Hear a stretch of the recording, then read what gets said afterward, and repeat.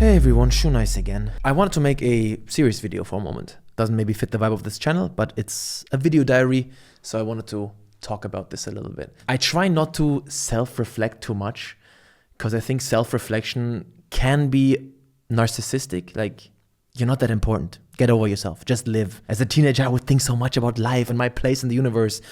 And then, as I got older, I realized, it doesn't matter. Don't mean to make this sound deep or philosophical. I just try to live.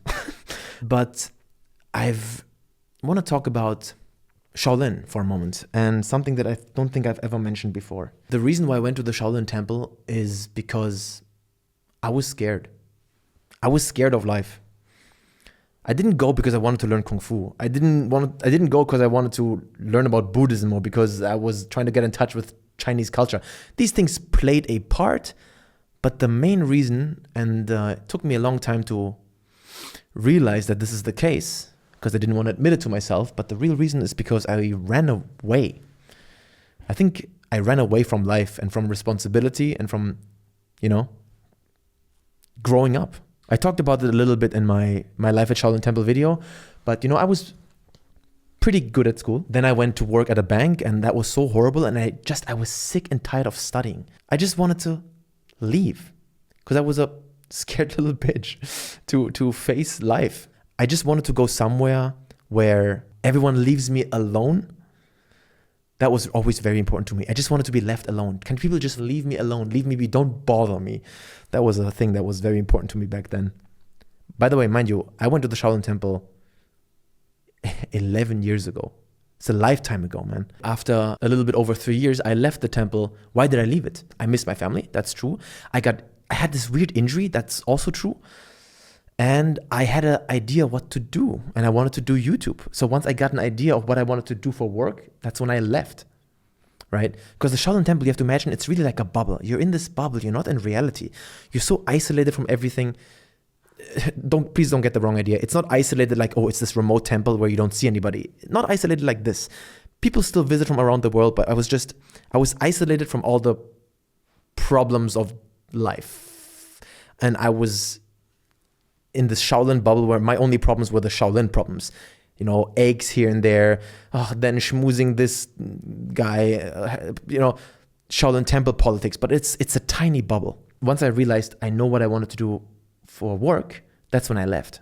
That's also why when you look at the start of my channel, by the way, if you go to the Ranton channel right now, you won't see it because I took down 99% of the videos, the old videos. My first 1.5 years, I never talked about Shaolin. Never. I used some clips here and there for fun for my shitty videos, but I never talked about it because it didn't even cross my mind that what I had just gone through, what I just did, could be interesting to people. Looking back, what's wrong with me? Why did I think of that? Because I owe Shaolin, to a significant extent, my success online. 100%, I don't deny that. Although I personally think I talk about Shaolin in a very authentic way and I don't sugarcoat it. But I first talked about Shaolin 1.5 years into my YouTube career when I was done with YouTube. The Shaolin video, the My Life at Shaolin Temple video, wasn't some last-ditch effort to make it. It was just like, hey, to my 500 subscribers, which is I think how much I had at that point, or 1,000, this YouTube thing isn't working. I just applied for college. I think I'm done. By the way, I was at the Shaolin Temple, by the way. Just so you know a little bit about who I am. Then I uploaded that. And even that video, some people think, oh, when he made the Shaolin video, that's when he saw, yo, let's make some money. No, the Shaolin video didn't get a lot of views. The My Life at Shaolin Temple. It didn't. I made the video. Some of my loyal subscribers at that point said, hey, that's actually kind of cool to know about what you've been through. Cool. And I was like, yeah, cool. See ya. And that video went viral, I think, 2 or 3 months after I made it. It's difficult to face up to some of the things. I wish I could sit here and tell you guys,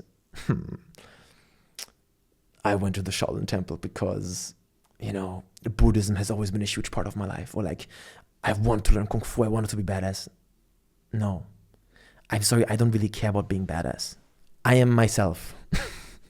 I think about the routine that I had in the temple every day, and it's like, you wake up, you eat, you go to training, you go back, you eat, you take a nap, you train, you eat, and you sleep. And that's it. That's it. You have to think about nothing. Nothing. completely worry-free, you know? And it's only possible because of my parents and the connection that my dad had. My Chinese heritage is personally very important to me. I spend a lot of time, or not a lot of time. I went to China every year, you know, ever since I'm a kid with my brother to spend time with my family. I love my Chinese family. But I lived in Beijing for half a year. That was right. I quit my bank apprenticeship and then I lived in Beijing for half a year. Even the going to Beijing for half a year, I love Beijing. It's my favorite city of all time. Nothing but beautiful memories with that city. And I always kept telling myself, yeah, I'm going to Beijing because, you know, I want to get closer to my family and I want to learn Chinese. It's true. But again, what was the main reason? Scared to get going. Scared to start my life here, do something for my future that's actually worth it. Because what did I do in Beijing most of the time? I went to the gym and I stayed at home playing Nintendo DS. Like I wasted my life away. I'm sorry, it's facts. And I walked around the city.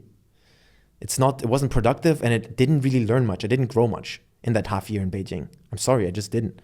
I remember after that half year, I went home to Germany and I told my mom, I want to be a rapper.